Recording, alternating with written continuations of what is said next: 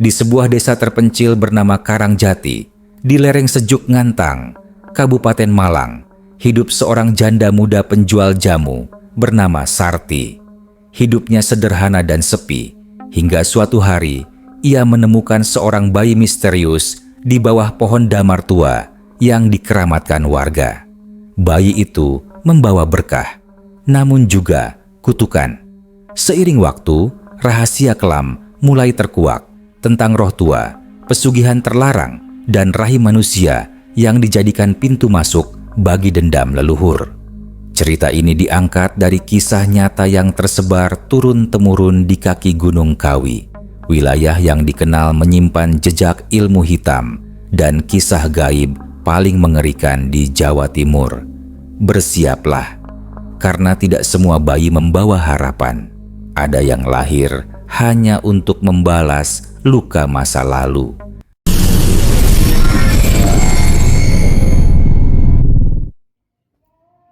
Sarti, 35 tahun, janda muda, penjual jamu keliling Busuminem, tetangga tua yang dianggap sebagai orang pintar di kampung Pak Modin, tokoh agama di desa Lurah Raji, kepala desa lokasi, Desa Karangjati, Kecamatan Ngantang, Kabupaten Malang.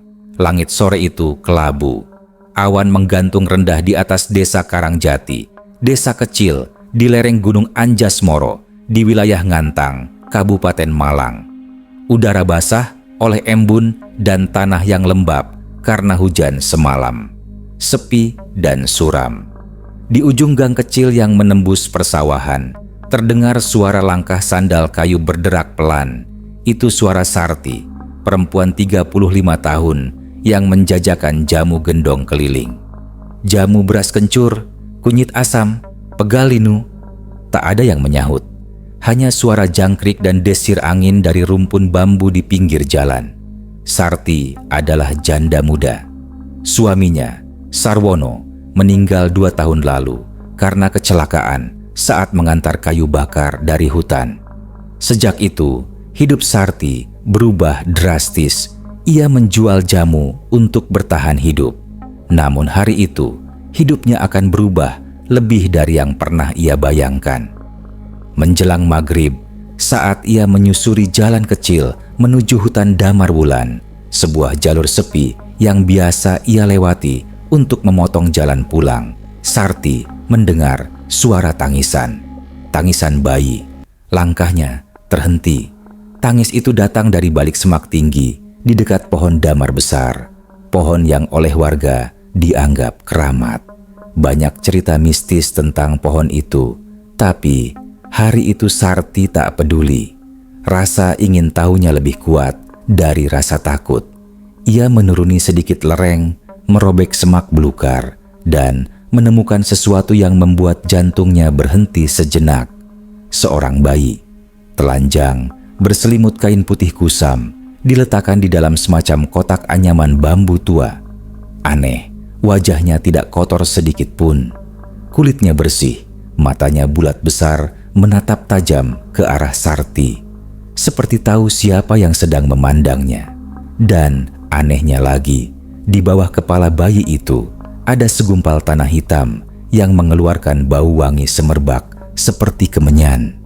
Aroma yang menusuk, memabukkan, dan sekaligus membuat bulu kuduk meremang. Bayi itu tiba-tiba berhenti menangis saat Sarti menyentuhnya. Tanpa berpikir panjang, ia membungkus bayi itu dengan selendangnya dan membawanya pulang. Malam itu, langit desa Karangjati gelap tanpa bintang. Angin dingin menampar jendela rumah-rumah bambu. Sarti duduk di beranda rumahnya yang sederhana sambil menimang bayi yang kini tertidur lelap. Ia memberinya nama Joko Damar karena ditemukan di hutan Damar Wulan. Namun keanehan mulai terjadi sejak malam itu. Keesokan harinya, jualan jamunya laku keras. Orang-orang yang biasanya enggan membelinya mendadak antri. Mereka berkata, jamu Sarti kini lebih manjur, lebih enak, dan memberi tenaga. Bahkan ada yang berkata, jamu mbokmu ini sar, kayak ada tuahnya. Minum seteguk langsung segar seminggu. Sarti bingung karena racikannya sama seperti biasa. Tapi ia tak ambil pusing. Setiap hari keuntungan dagangnya berlipat. Rumah reotnya mulai direnovasi, dapurnya dibangun ulang. Ia bahkan membeli sepeda motor bekas. Tapi di balik itu semua, sesuatu mulai merayap diam-diam. Suatu malam, saat sedang mencuci botol jamu, Sarti mendengar suara dari kamarnya. Suara bayi tertawa, tapi bukan tawa biasa. Tawanya seperti suara dua orang sekaligus, bayi dan orang dewasa. Ketika ia masuk ke kamar, bayi itu duduk di atas dipan, duduk tegak seperti orang dewasa. Wajahnya menatap lurus padanya, tak berkedip. "Joko," bisik Sarti, gemetar. Bayi itu tertawa lagi, kali ini lebih keras. Suaranya bergema, seperti di dalam gua. Lalu tiba-tiba ia tertidur kembali, seolah tak terjadi apa-apa. Sarti membekap mulutnya sendiri. Tangannya gemetar, jantungnya seperti ingin copot. Tapi ia tak menceritakan apapun pada orang lain. Ia hanya menyimpan semuanya sendiri. Namun keanehan terus berlanjut. Tiap malam, rumah Sarti seperti dipenuhi aroma dupa dan suara bisikan. Terkadang terdengar suara tangisan jauh di luar rumah, padahal semua tetangga sedang tidur. Piring jatuh sendiri, lampu redup berkedip padahal baru diganti. Dan yang paling aneh, setiap kali Joko menangis, uang muncul di bawah bantalnya. Uang kertas rapi, utuh, kadang ratusan ribu. Sarti ketakutan, tapi juga bingung. Ia tak mengerti apakah ini rejeki atau kutukan. Akhirnya, ia menceritakan semuanya pada Bu Suminem, tetua kampung yang dikenal punya mata batin. Bu Suminem hanya menatap bayi itu lama. "Ini bukan bayi biasa, Sar," katanya pelan. "Ini titipan. Tapi dari siapa? Kau harus hati-hati. Kayak mendadak dari jalan gelap itu seperti janji manis dari makhluk yang tidak pernah menepati." Sarti ingin membantah, tapi mulutnya keluh. 3 malam kemudian, Sarti bermimpi buruk. Ia melihat dirinya berdiri di tengah hutan damar wulan. Di hadapannya, ada perempuan tua berpakaian putih lusuh, rambut panjang menjuntai, matanya hitam legam. Di pangkuannya tergeletak bayi Joko, tapi dengan mata kosong dan senyum menyeringai. "Bayi itu bukan milikmu," bisik perempuan itu. "Kembalikan sebelum terlambat." Sarti terbangun sambil berteriak. Tubuhnya basah oleh keringat. Di ujung tempat tidurnya, bayi Joko sedang duduk. Menatapnya tajam, dan di bibir mungilnya ada setetes darah. Suasana di desa Karangjati berubah sejak Sarti membawa pulang Joko Damar dari hutan Damar Wulan. Hari-harinya yang dulu penuh kekhawatiran karena kemiskinan perlahan berubah menjadi kemakmuran. Tapi dalam diam, malam-malamnya semakin mencekam. Seperti malam itu, hujan rintik membasahi tanah dan suara kodok bersahut-sahutan dari pematang sawah. Sarti terbangun karena suara berisik dari bawah tempat tidurnya. Kerak, kerak, kerak. Suara seperti kuku menggaruk papan kayu. Ia menoleh ke arah ranjang kecil tempat Joko Damar tidur. Bayi itu tampak lelap, tapi tersenyum. Senyum aneh yang terlalu dewasa untuk seorang bayi. Sarti memberanikan diri menunduk dan mengintip ke bawah ranjangnya. Kosong, namun tanah di bawahnya basah, seperti habis disiram darah. Ada segumpal rambut panjang menyangkut di sela-sela papan lantai. Rambut hitam, basah, dan berbau busuk seperti bangkai tikus mati. Dengan gemetar, Sarti membungkus rambut itu dan membuangnya ke sungai belakang rumah. Tapi setiap malam rambut itu kembali. Panjangnya bertambah dan kadang bergerak sendiri seperti hidup. Keesokan harinya, Sarti mendatangi Bu Suminem. "Bu, rambut itu tiap malam balik lagi dan bau kemenyan makin kuat di kamar. Aku takut salah ambil bayi itu ya," katanya. Wajahnya pucat. "Bu, Suminem hanya memandangi Sarti lama, lalu mengangguk pelan. Kau tidak salah, Sarti, tapi yang kau bawa bukan cuma bayi. Itu perjanjian yang belum lunas. Ada harga yang harus dibayar. Apa maksudnya? Bisik Sarti. Bu Suminem membuka lemari tuanya, mengambil segulung daun lontar dan meletakkannya di atas meja.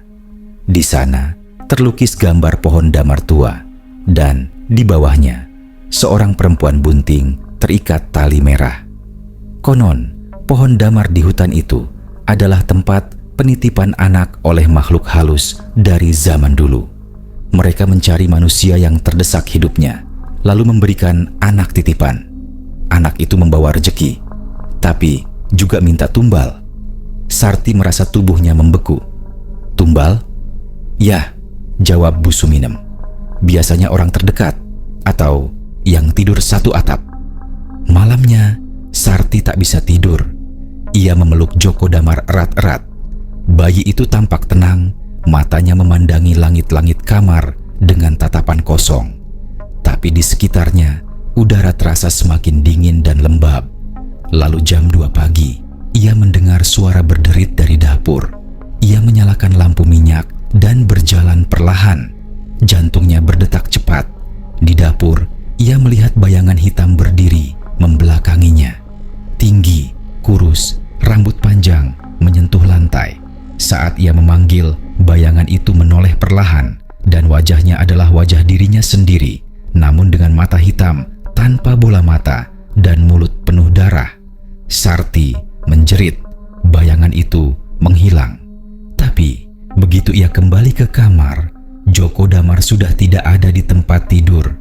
Ia mencari ke seluruh rumah hingga ia menunduk dan melihat. Di bawah kasur, bayi itu sedang berbaring, tapi tubuhnya dikelilingi lingkaran tanah merah dan bunga 7 rupa yang belum pernah ia beli. Bersama bayi itu, ada tangan tua pucat mencengkeram dari balik papan. Sarti menarik Djoko dengan paksa, lalu menutup kolong ranjang dengan selimut. Tangannya gemetar, jantungnya nyaris berhenti. Keesokan harinya, Sarti memutuskan untuk berkonsultasi dengan Pak Modin, tokoh agama di desa Karangjati. Ia tahu Pak Modin tidak suka hal-hal mistis, tapi kali ini ia butuh pertolongan siapa saja. Pak Modin mendengarkan dengan tenang, lalu berkata, "Kalau memang bayi ini dari tempat angker, seharusnya dikembalikan. Jangan ditahan. Rezeki tak selamanya datang tanpa harga."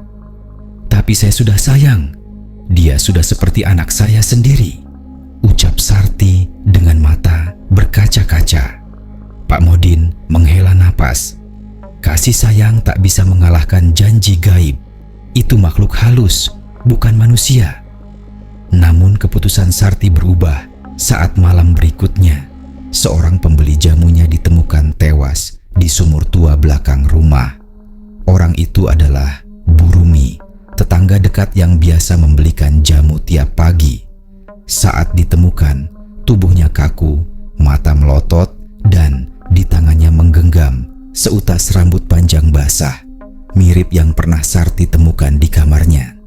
Desa geger. Lurah Raji datang malam itu ke rumah Sarti bersama Pak Modin. "Mbak Sarti, ini sudah bukan hal kecil. Kami harus tahu apa yang sebenarnya terjadi," ujar Lurah Raji. Sarti menangis. Ia akhirnya menceritakan semuanya tentang penemuan bayi di hutan damar, suara-suara aneh, rambut misterius, dan kematian Bu Rumi. Semua terdiam. Pak Modin menatap bayi Djoko yang sedang digendong. Mata bayi itu memandangi para tamu dengan sorot. Bukan seperti bayi, tapi seperti makhluk yang sedang menilai mangsanya. "Besok malam kita harus adakan pengembalian. Kalau tidak, tumbalnya akan terus bertambah," kata Pak Modin serius. Malam itu, Sarti bermimpi buruk lagi. Ia berada di tengah hutan damar wulan.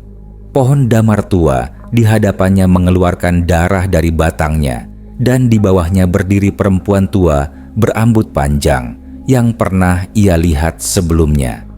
"Kau sudah ambil yang bukan milikmu. bisik perempuan itu. "Tumbal harus lunas. Kalau tidak, kau sendiri yang akan ditarik masuk." Sarti terbangun dengan suara teriakan di luar rumah. Seekor kambing peliharaan warga ditemukan mati tergantung di pohon belakang rumah Sarti dengan luka di leher dan bekas tangan bayi mencengkeram lehernya. Sarti kini tahu ini bukan kebetulan. Ini bukan sekadar bayi. Ini awal dari malapetaka. Malam di desa Karangjati semakin sering dihiasi dengan kejadian ganjil. Setelah kematian burumi dan kambing yang tergantung di pohon belakang rumah Sarti, ketakutan merayap di setiap gang sempit dan jalan tanah. Banyak warga yang mulai menyalakan dupa tiap malam, menggantungkan bawang putih dan garam di pintu rumah, pertanda bahwa mereka merasa sesuatu yang tak kasat mata sedang berkeliaran. Namun, pusat dari semua kengerian itu tetap satu, rumah Sarti dan bayi yang dibawanya dari hutan Damar Wulan, yang kini dikenal warga sebagai Joko Damar Pagi itu. Pak Modin datang membawa kitab tua peninggalan leluhur desa, disimpan selama generasi dan hanya dibuka saat darurat. Di dalamnya tertulis tata cara ritual pelepasan titipan gaib yang harus dilakukan tepat malam Jumat Kliwon di bawah pohon asal si titipan diambil. Ritual ini bukan sekadar pengembalian, ia adalah penawaran ulang. Jika si penerima menolak melepasnya, maka konsekuensinya bukan hanya jatuh ke dirinya sendiri, tapi juga ke seluruh desa. Pak Modin menjelaskan dengan suara bergetar. Ini bukan sekadar anak dari jin, ini titisan penjaga hutan. Jika tidak dikembalikan dengan benar, ia akan tumbuh dan memakan nyawa setiap malam bulan mati. Sarti merasa seluruh tubuhnya lemas. Ia menatap bayi itu yang kini sudah mulai bisa duduk dan tertawa tanpa suara. Giginya tumbuh bukan seperti gigi bayi biasa, tapi seperti taring-taring kecil, tajam dan runcing. Menjelang malam Jumat Kliwon, Sarti, Bu Suminem, Pak Modin, dan Lurah Raji bersiap. Mereka berjalan kaki ke hutan Damar Wulan.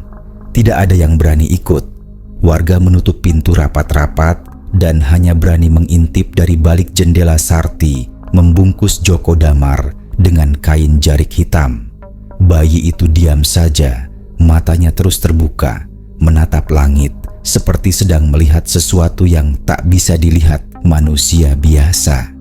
Setibanya di pohon damar tua, Bu Suminem segera menggurat tanah membentuk lingkaran pelindung, menabur bunga 7 rupa, dan memercikan air kembang.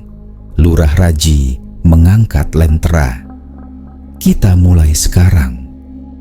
Pak Modin mulai membaca ayat-ayat dari kitab tua. Suara angin tiba-tiba berhembus lebih kencang, membuat daun-daun kering berputar di sekitar mereka. Udara menjadi pengap, seperti ada sesuatu yang berat duduk di dada mereka. Saat itu juga, Joko Damar menangis untuk pertama kalinya. Namun tangisannya bukan seperti bayi. Suaranya lebih mirip suara perempuan dewasa yang menjerit kesakitan, memekakan telinga, dan menggema ke seluruh hutan. Tanah di bawah pohon damar bergetar. Dari akar-akar pohon muncul cairan merah kehitaman, seperti darah tua yang mengalir lambat. Kemudian muncul sosok perempuan tua berbaju putih kumal, rambut panjang menjuntai menutupi wajah. Ia melayang beberapa jengkal di atas tanah, dan suaranya berat seperti 2 suara tumpang tindih. Kembalikan anakku dengan tubuhmu. Sarti mundur, menggigil.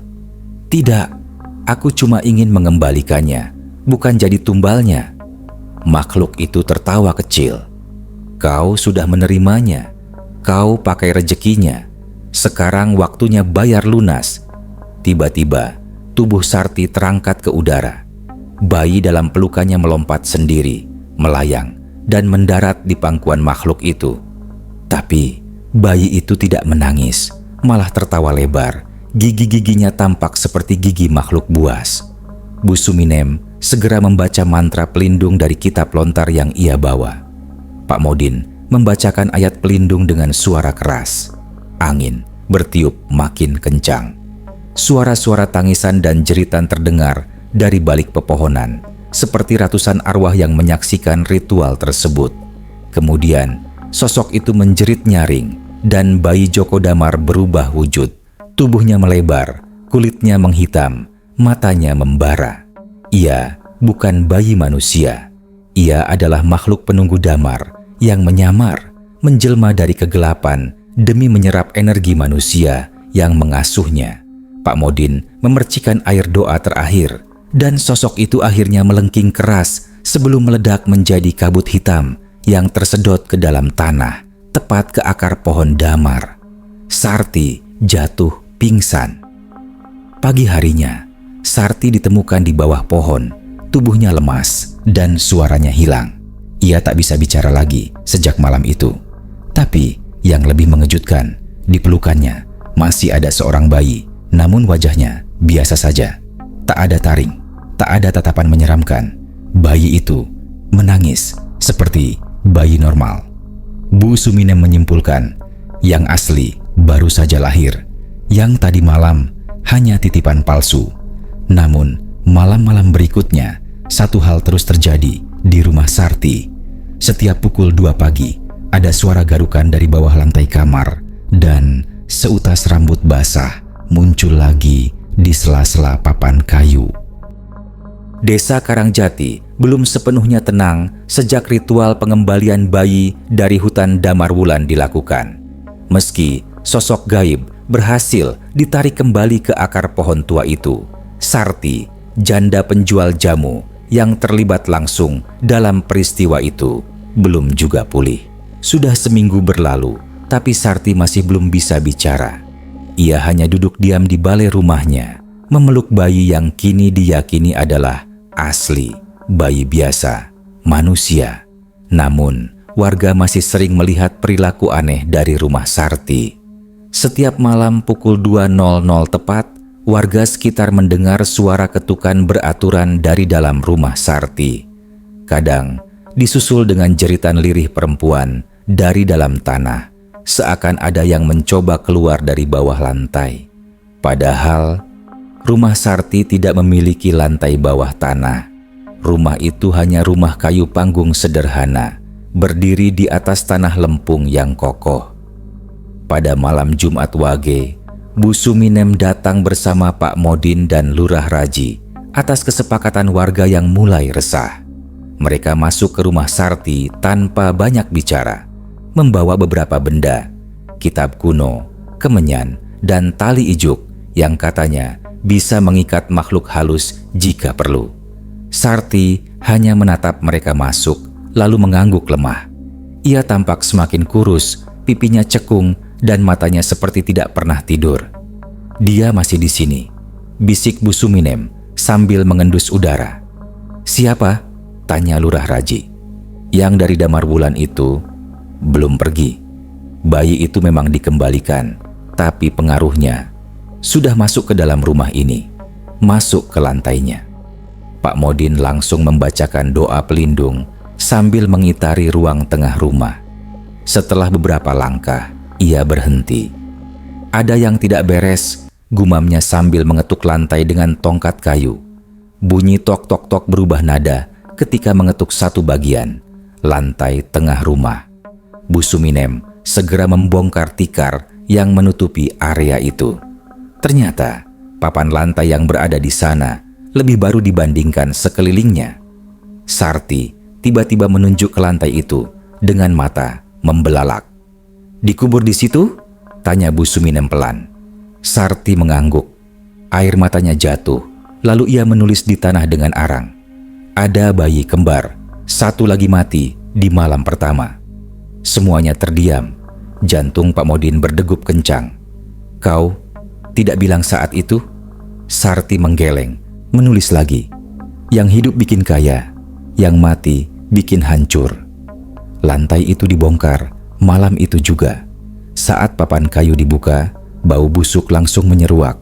Di bawahnya ada peti kayu kecil berbalut kain kafan hitam, dan di dalamnya jasad bayi sudah membusuk setengah, namun matanya terbuka menatap ke atas. Tiba-tiba lampu minyak di sudut rumah padam sendiri. Bayi yang di pangkuan Sarti tertawa lirih, lalu menyebut "Mak" dengan suara berat, bukan suara bayi. Sarti langsung pingsan. Pak Modin membaca doa keras-keras, tapi suara-suara dari bawah rumah semakin banyak. Tangisan bayi, suara langkah kecil berlarian, dan ketukan keras dari tiang rumah. Lurah Raji yang biasanya tegas kini mulai goyah.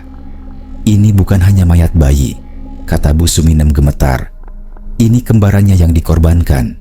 Ia dijadikan tumbal tak sengaja saat Sarti menerima rejeki yang mendadak datang dari si hidup."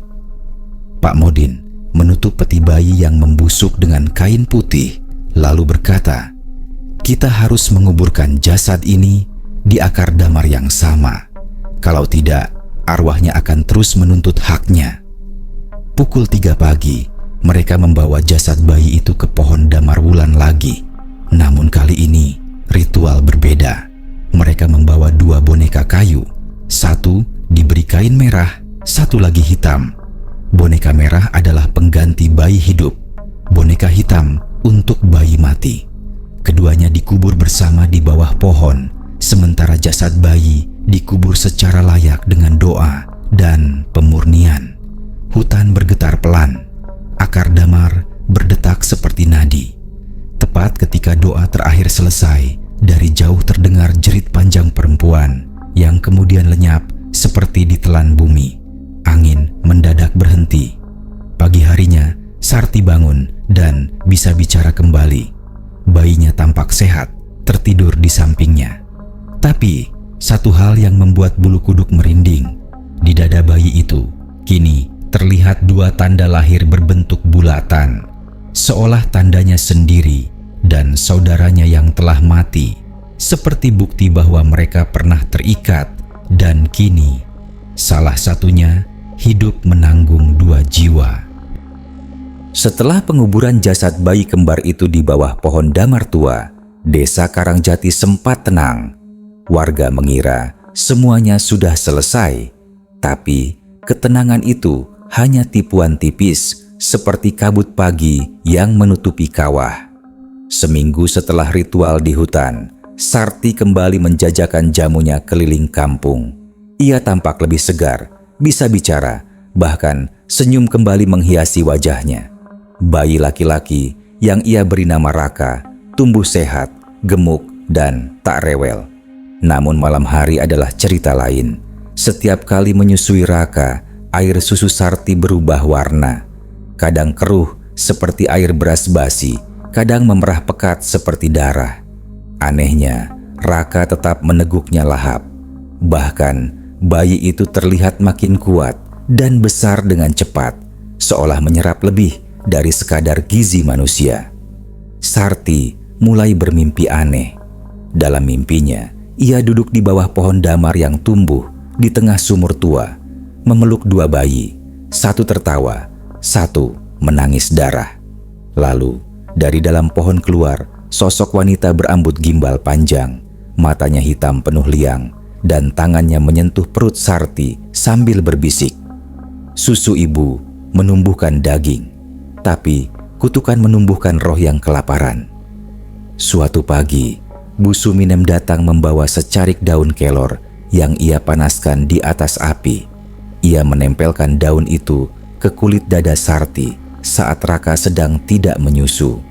Begitu daun itu menyentuh kulit Sarti, daun itu terbakar sendiri, padahal api tidak menyentuhnya. Bau daging hangus memenuhi udara. Raka yang berada di ayunan menangis keras hingga menggema ke seluruh rumah. Tangisannya berat seperti suara orang dewasa yang marah. "Anak ini menyusu bukan untuk hidup," gumam Bu Suminem. Wajahnya pucat. "Lalu untuk apa?" tanya Sarti gemetar. "Untuk merasuki tubuh ibu, membagi ragamu menjadi 2, seperti ia pernah berbagi nyawa dengan saudaranya yang mati." Pak Modin yang kemudian dipanggil datang, menyarankan untuk berhenti menyusui Raka. Berikan air biasa atau susu dari hewan. Jika benar ia menyusu bukan sebagai bayi manusia, maka ia akan menolak. Malamnya, Sarti mencoba memberi Raka susu kambing. Bayi itu menatap botol dotnya dengan mata kosong, lalu membantingnya. Ia berdiri di atas ranjang meski belum bisa berjalan dan berkata dengan suara berat, "Aku mau ibu." Lalu Raka muntah darah, menggeliat seperti ular, dan tubuhnya panas menyala.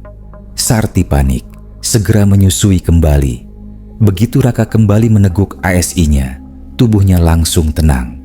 Tapi malam itu, Sarti pingsan dan saat terbangun, tangannya penuh luka cakaran kecil, seolah bayi itu mencakar dari dalam pelukannya. Esok harinya, Lurah Raji mengumpulkan warga di balai desa. Ia mulai curiga bahwa apa yang terjadi pada Sarti tak lagi bisa ditangani hanya oleh orang pintar lokal. "Kita harus undang kiai dari luar desa," ucapnya tegas. Namun Bu Suminem menolak. Jika orang luar ikut campur, makhluk itu bisa lepas kendali. Pohon damar akan marah dan desa ini akan ikut dibelah. Pak Modin menyetujui. "Ini sudah terlalu dalam. Kita harus selesaikan dari akarnya." Mereka memutuskan untuk mengungkap asal-muasal pohon damar wulan. Malam itu, bertiga, Pak Modin, Bu Suminem, dan Lurah Raji, membuka arsip desa lama yang disimpan di Masjid Tua. Di dalam catatan tua berusia ratusan tahun, mereka menemukan lembaran dari era Belanda yang mencatat hal ganjil. Damar wulan bukan pohon, tapi pusaka, tumbuh. Dulu, ada wanita pengasuh bayi kembar bangsawan yang dibakar hidup-hidup karena dituduh memakan salah satu bayi untuk kekebalan. Di lokasi itulah pohon damar itu tumbuh. Pohon itu menyimpan jiwa yang terbelah, dan setiap bayi kembar yang mati di dekatnya akan menyatu dengannya. Pak Modin menatap Bu Suminem.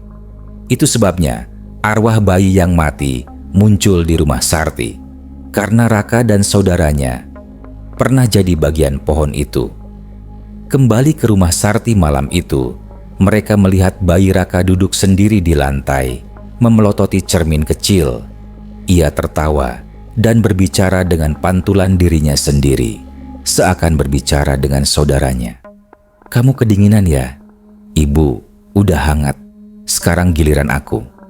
Saat Sarti terbangun, ia melihat bayi Raka sedang menjilati darah dari dada kiri Sarti sendiri, yang entah sejak kapan luka dan berdarah. Ia menjerit keras.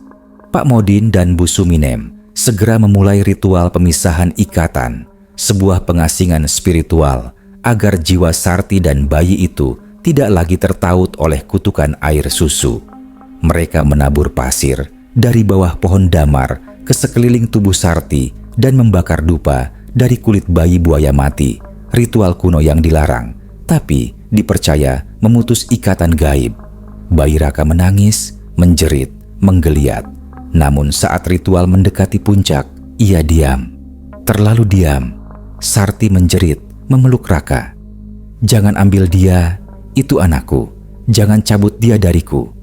Namun tubuh Raka tiba-tiba dingin, dan dari bibirnya mengalir darah segar yang membentuk simbol aneh di lantai kayu. Pak Modin berkata lirih, "Satu jiwa harus pergi, tapi yang pergi bukan yang kita kira." Langit desa Karangjati seolah tak pernah cerah sejak malam pemisahan ikatan antara Sarti dan bayi Raka. Hujan deras turun berhari-hari, seakan alam ikut berkabung.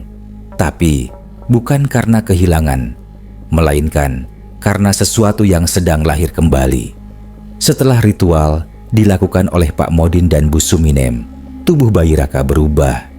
Ia demam tinggi selama 3 hari, matanya memutih, napasnya sesekali berhenti, tapi tidak mati. Setiap menjelang malam, ia bangkit, merangkak ke pojok ruangan, dan menatap sudut-sudut gelap rumah, seolah ada yang memanggilnya dari balik tembok kayu yang lapuk. Sarti sendiri makin lemah. Sejak ritual itu, ia berbicara sambil tidur, menyebut nama-nama yang tak dikenal siapapun. Simbah Kembang, Ranti, Wulan, jangan ambil aku. Yang membuat semua orang gentar adalah kejadian pagi kelima pasca ritual. Saat Lurah Raji datang menjenguk, ia melihat coretan di dinding rumah Sarti, seperti ditulis dengan tangan bayi, namun jelas terbaca, "Aku telah lahir kembali dengan nama yang tak akan mati." Bu Suminem yang ikut memeriksa hanya berkata, "Itu bukan lagi bayi, itu roh tua yang menemukan tubuh baru." Sore hari itu, tubuh bayi Raka mendadak menghilang dari kamar. Jendela tertutup, pintu terkunci dari dalam. Tapi di lantai ada jejak-jejak tapak kaki kecil berlumur tanah dan darah mengarah keluar rumah, lalu berhenti tepat di tengah jalan menuju pohon damar. Warga panik. Satu kampung keluar mencari. Di dekat pohon damar Wulan yang dulu menjadi tempat mengubur jasad bayi kembar, mereka menemukannya. Bayi Raka berdiri diam, telanjang, matanya kosong. Tapi di dahinya ada tanda seperti ukiran daun damar. Dari mulutnya keluar suara berat, bukan suara anak kecil. "Aku bukan anak ibu. Aku leluhur yang terusir, dan kini aku kembali." Tanah di bawah pohon damar terbelah. Akar-akar pohon bergoyang sendiri, seperti tangan-tangan kurus yang hendak meraih, dan dari celah tanah muncul tulang-tulang kecil yang berderak, menyusun kembali tubuh bayi yang dulu mati, kembar Raka. Tapi tubuh itu hanya setengah, sisanya membusuk. Raka memeluk tulang kembarannya dan berkata, "Saudaraku, kita tak butuh ibu, kita butuh darah." Pak Modin berteriak membaca ayat. Bu Suminem menggenggam garam dari laut selatan yang ia simpan sejak muda. Tapi bayi itu justru tertawa. "Kalian terlambat. Sarti sudah bukan milik kalian. Ia telah jadi rahim bagi roh kami." Di rumah Sarti, warga yang kembali lebih dulu menemukan keanehan. Perut Sarti membesar, seolah hamil 9 bulan dalam semalam. Ia berbaring di atas kasur, matanya terbuka, bibirnya bergetar. "Shh, jangan ganggu. Anakku mau keluar lagi. Dia belum selesai hidup." Bu Suminem datang terbirit-birit, lalu berteriak, "Itu bukan kehamilan. Itu wadah kutukan. Roh pohon damar mencari tubuh baru untuk dibelah lagi." Pak Modin dan Lurah Raji bersiap melakukan pengusiran terakhir. Mereka membaca doa sambil mengelilingi rumah dengan benang 7 warna dan bara dari tungku nenek moyang. Tapi sebelum mereka menyelesaikan ritual, tubuh Sarti kejang hebat. Ia bangun, merangkak ke tengah rumah, lalu mendongak menatap langit-langit. Dari mulutnya keluar suara tangisan bayi, 2 suara bersamaan. Perutnya robek sendiri, darah menyembur. Tapi bukan bayi yang keluar, melainkan makhluk kembar, setengah manusia, setengah arang, menyeringai dengan gigi tajam yang terlalu banyak. Sarti tersenyum, lalu mati dengan mata terbuka. Makhluk kembar itu merangkak ke sudut rumah, lalu mencair menjadi tanah merah, meresap ke bawah papan lantai, dan sunyi pun menggantung seperti jerat leher. 3 bulan setelah kejadian itu, rumah Sarti dibiarkan kosong. Tapi warga desa Karangjati mulai melihat 2 anak kecil bermain di halaman rumah itu setiap malam, tertawa, saling berkejaran, lalu menghilang ke dalam tanah. Setiap ibu hamil yang melintas dekat pohon damar kini mimpi buruk melihat anak mereka lahir dengan mata putih atau lahir sambil tersenyum, padahal belum bisa bernapas. Pak Modin akhirnya mengunci rumah Sarti dengan mantra dan menanam batu obsidian dari Gunung Kawi di bawah pohon damar. Namun Bu Suminem tahu itu hanya sementara. Yang tertanam tidak pernah benar-benar mati. Ia hanya menunggu dalam rahim-rahim berikutnya. Desa Karangjati kini dikenal sebagai desa yang tidak menerima bayi kembar. Setiap ibu yang mengandung kembar diminta pindah keluar desa. Pohon damar wulan dibiarkan hidup, tak boleh ditebang, tak boleh disentuh. Dan di malam-malam tertentu, jika kau melewati jalan kecil dekat rumah Sarti, kau akan mendengar suara lirih bayi menyusu pada udara, dan seseorang tertawa pelan dari dalam tanah. Karena tidak semua rahim melahirkan kehidupan. Kadang rahim hanya membuka pintu bagi dendam lama.